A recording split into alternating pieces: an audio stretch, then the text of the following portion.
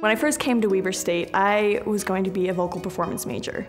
And then I realized that I have a terrible fear of singing in front of people, and that probably wasn't the way that I wanted to go. At the same time, I was in classes in political science and communication, and it made me realize that that's actually what I was passionate about, was government and serving people and helping people.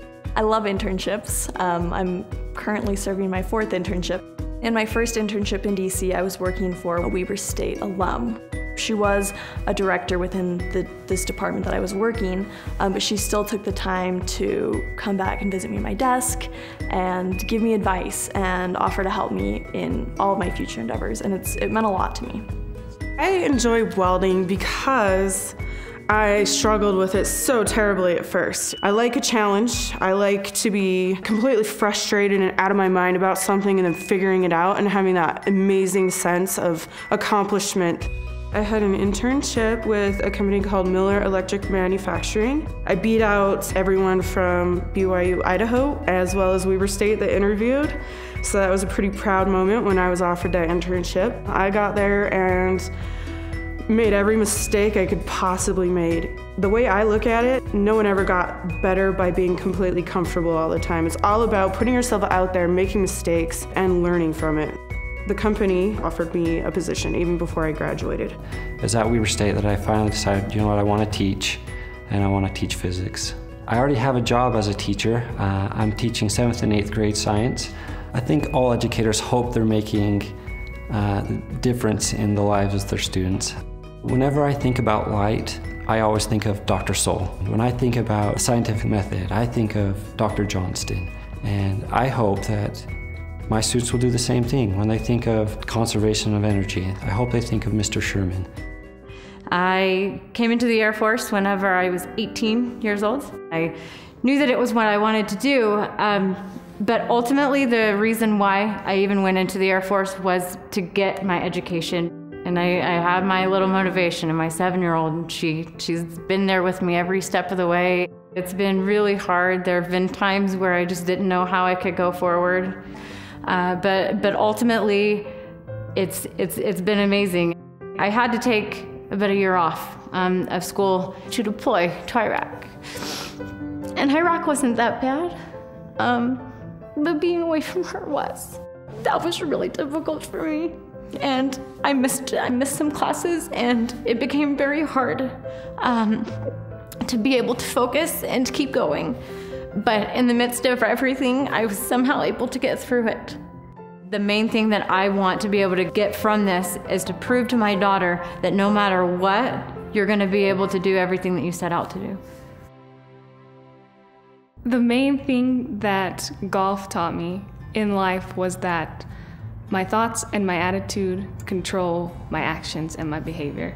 If I'm negative and pessimistic, my golf game was terrible and awful. And the same thing with life. Our season is in the spring and the fall, and so I would miss every other week for about 2 months of each semester, and that was overwhelming at times. It was an extremely difficult balance for me, but I had amazing professors that were more than willing to work with me and to help me, and I had obviously a coach who definitely put academics first. I look back and I realized that I took, I think it was 13 math classes in 3 semesters, and I graduated with honors.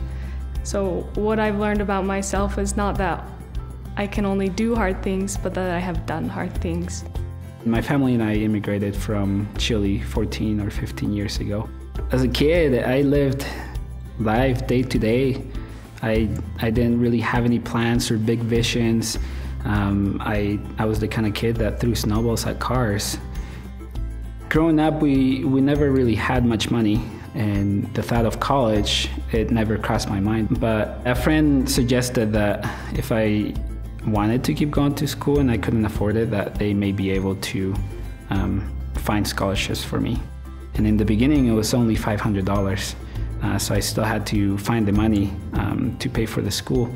But the more time I spent in Weber State and the better grades I got, I guess they realized that I wasn't messing around, so they started to pay for my school for all of it. Throughout my 4 years in college, there was times where I just wanted to quit. You know, there are those times when you're like, I'm done.